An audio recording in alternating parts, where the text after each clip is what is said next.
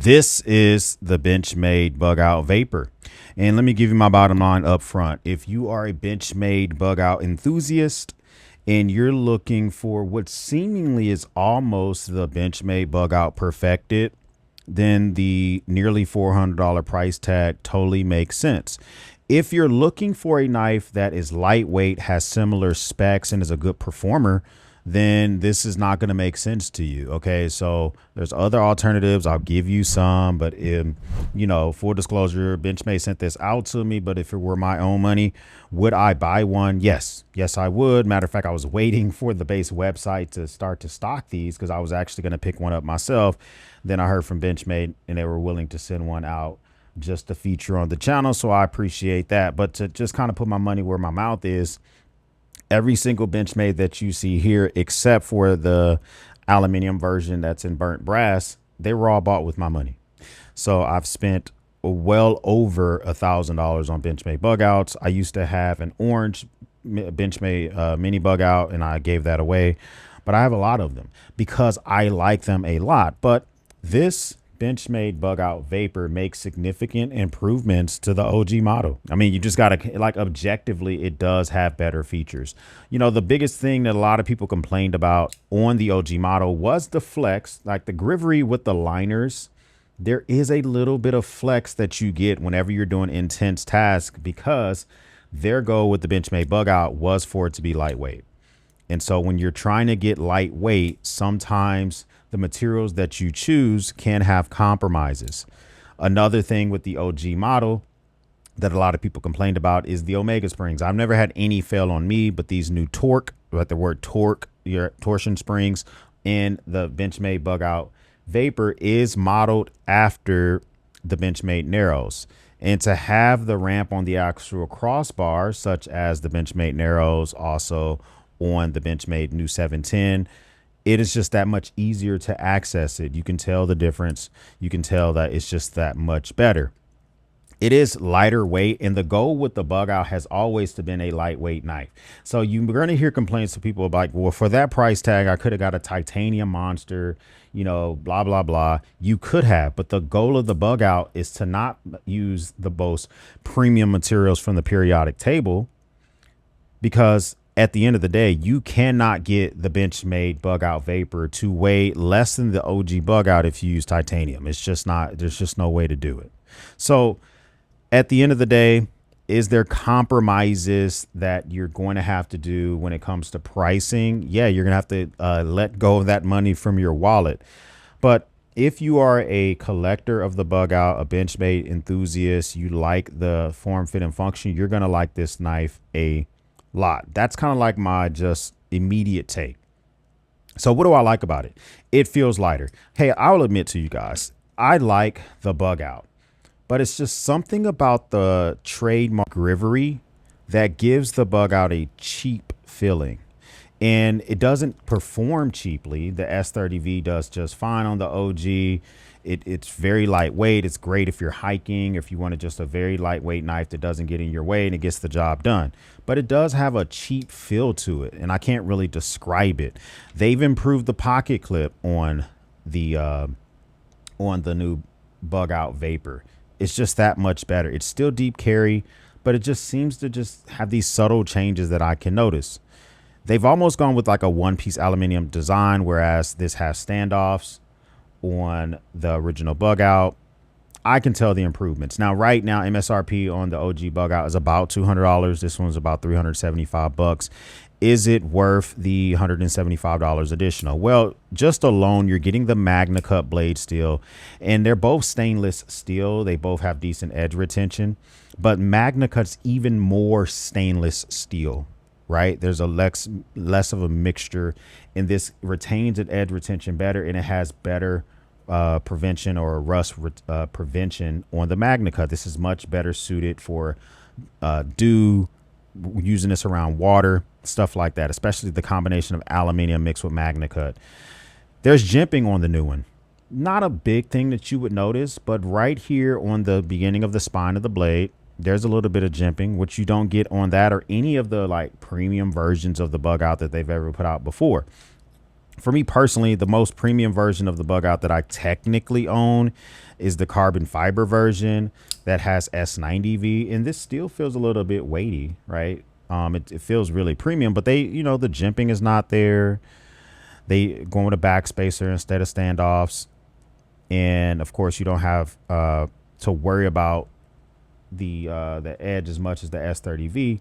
But I would say that I thought that a good comparison might even be better. Any of the aluminium versions of the Bugout, whether it's the Sunburst like aluminium version with the M390 blade steel, or the burnt brass aluminium version with also M390 blade steel, they still weigh more. Okay, now that might be because it's just way thicker, much more aluminium on these.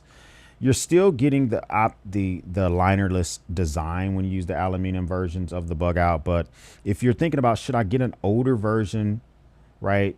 If you like the colorways of these, then I guess maybe you go for those. But you're going to notice, that it's just that much different on the Vapor.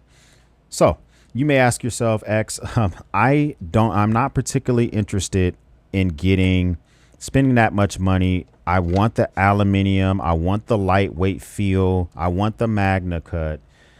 Another alternative could be something like the Buck Range Elite, which is aluminium scales, Magna Cut blade steel, and it also has a pretty premium feel to it. It is heavier than the Bugout Vapor. It's also made in America. It does cost less than the Bugout Vapor. Which one feels more premium? This feels more premium because of the design. Okay, I will say it's not an integral design, but it almost feels that way. But it's heavier. Okay, the blade is a little bit longer. It's thicker. This knife is heavier, 100%. But if you're just trying to find the features, you say, X, I'm looking for the features. I want the aluminium. I want that type of stuff. I don't have it here, but you can also take a look at like the Kershaw Bel Air. That's going to be Magna Cut. That's also going to have some aluminium options for you. That's also going to be made in America, and it's going to be less than $200. Normally you can get those for like $160. If you're down with the G10 instead of aluminium, you can get something like the Hogue Deca. You can still get it with the Magna Cut. You can get it made in America. It's going to cost you $150 to $180, depending on exactly how you freak it out. You want something like similar to that, you can even take a look. This is a different class. It's not using a crossbar lock, but you can get a Para 3 by Spyderco. And this is going to be Magna Cut. Now, this is using the compression locks, a little bit different beast, but it's still small, lightweight, similar to the Vapor, but it's still not the Vapor. This is G10 scale, so it does feel heavier. So listen, this knife, the most similar comparison to the OG line will be the Bugout Mini, but I still think it's weighs less than the Mini Bugout. Like, matter of fact, let me grab a scale. If we take a look at the OG Bugout, let's put this in pounds, or ounces rather. This one is 1.5, let's call it 1.51. Oh, it's moving around. I got my fan blowing right now, so it's throwing it off. Let's call it 1.50 ounces. Whereas the Vapor is 1.69-ish. So it is heavier than the Mini Bugout, but look at the comparison I had to do just to find a Bugout that weighs less. Okay, I had to go with the Mini Bugout, whereas if I go with the OG here, this one is the 1.84, as we expect 1.85, you know. So at the end of the day, matter of fact, let's take a look at this aluminium version, which is 2.5, big old monster. So just because it's aluminium doesn't mean it's going to weigh less. This one's 2.5 as well. And then the carbon fiber version is going to be 2.03. So this is weighing less than all of them except for the Mini Bugout, which is just less knife, right? So that's why it's going to be even less. And then if you're wondering about earlier the comparison I was making with the Range Elite by Buck, this one is 3.5. So that's why I mean it feels more premium, because it feels heavier. That doesn't mean it's a better knife. Now, I say all that to say this. If you're thinking about picking one of these up, I can give you peace of mind to say that you must be an enthusiast, because if you're looking for spec, you're probably looking at your options of knives, and I hope you're doing a fair and reasonable determination to figure out which one works the best for you. This knife most closely reminds me, when it comes to pricing and enthusiasm, of the Montana by Montana Knife Company. If you say X, I can find another liner lock Magna cut ceramic ball bearing knife made in America, and I don't have to spend this type of money, specifically from Three Rivers Manufacturing. Or you say X, I can find another crossbar lock, blah, blah, blah, especially if you go like tactile knife.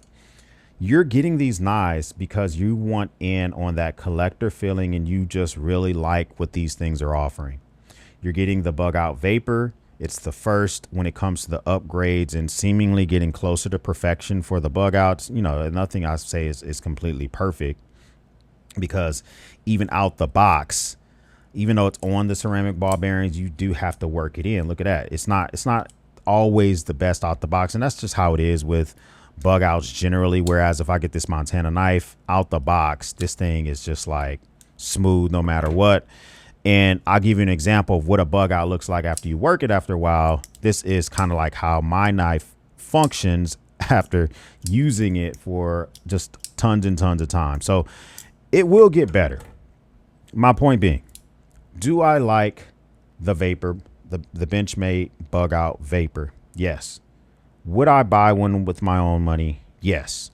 Are there comparables that get you an aluminum Magna cut lightweight knife made in America that you could find elsewhere?